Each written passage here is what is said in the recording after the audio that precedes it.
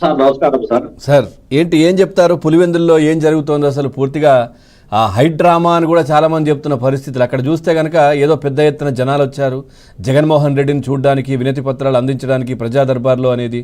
So ఆయన కనబడట్లేదని చూడడానికి వచ్చారా, నిజంగానే సమస్యలు చెప్పుకోవడానికా?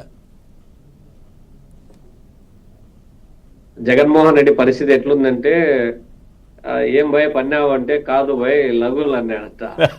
ఇప్పుడు ఏమైందంటే జగన్మోహన్ రెడ్డి అసెంబ్లీలో లేడు, ప్రజలలో లేడు, ఎక్కడికి పోతాడు, ఏం చేస్తున్నాడు అనేటువంటి చర్చ అయితే జనరల్ గా నడుస్తుంది. అపోజిషన్ లో ఉండాల్సినటువంటి వాడు ఎందుకు ఇంత స్థితికి పడిపోయాడు అనేటువంటి జనంలో జనరల్ గానే వస్తుంది. దాని నుంచి బయటపడడం కోసము ప్రధానంగా తన శ్రేణులు మాట్లాడండి చంద్ర గారు, మాట్లాడండి, వినబడుతోంది చంద్ర గారు. కంటిన్యూ. ఏదైతే జనరల్ గా జనంలో ఉన్నటువంటి వాయిస్ అది కార్యకర్తల పైన తీవ్రమైనటువంటి ప్రభావం చూపుతుంది వాస్తవంగా. ఈ మధ్య అంటే నిన్న పండగకు రావడం అనేటువంటి అంతకంటే ముందు రోజు వచ్చిన తర్వాత కడపకు సంబంధించినటువంటిది ఈ మధ్యనే ఒక 5 మంది కడప నగరంలో ఉన్నటువంటి కార్పొరేటర్లు తెలుగుదేశంలో చేరినారు. వాళ్ళు చంద్రబాబు గారి సమక్షంలో వాళ్ళు చేరిన తర్వాత ఇంకా రిమైనింగ్ కూడా బ్యాచ్ తయారైతున్నట్లు ఉన్నారు. ఇంకా కొంతమంది వైసీపీ కార్పొరేటర్లు, కౌన్సిలర్లు, ఎంపీటీసీలు, జెడ్పీటీసీలు, సర్పంచులు వీళ్ళందరూ కూడా పార్టీ మారేటువంటి పరిస్థితులు ఉన్నాయనేటువంటి ఒక భయం అయితే పుట్టుకుంది. దాని నుంచి బయటపడడం కోసం వాళ్ళని బుజ్జగించేటువంటి కార్యక్రమం ఒకవైపు, ఇంకొకటి ఏమంటే పులివెందులలో ప్రజా దర్బార్ అనేటువంటిది ఇప్పుడు నిర్వహించడం వల్ల పెద్ద ప్రయోజనం అయితే లేదు. జనం కూడా పులివెందుల నియోజకవర్గం ప్రజలే అనుకోండి, ఒకవేళ పులివెందుల నియోజకవర్గంలో ఉన్నటువంటి ప్రజలు సమస్యలు ఏ ప్రాతిపదికన వస్తాయి? ఒకటి బాధితులు ఉంటారు. భూ బాధితులు ఎవరు అంటే వీళ్ళ బాధితులే ఉంటారు సగం పైగా.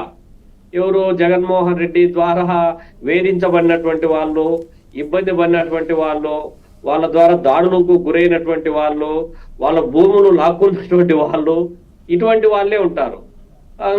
ఆ సమస్యలు మళ్ళా తిరిగి వాళ్ళకే చెప్పుకుంటారనేది జనాన్ని మభ్యపెట్టడం తప్ప ఇంకొకటి కాదు.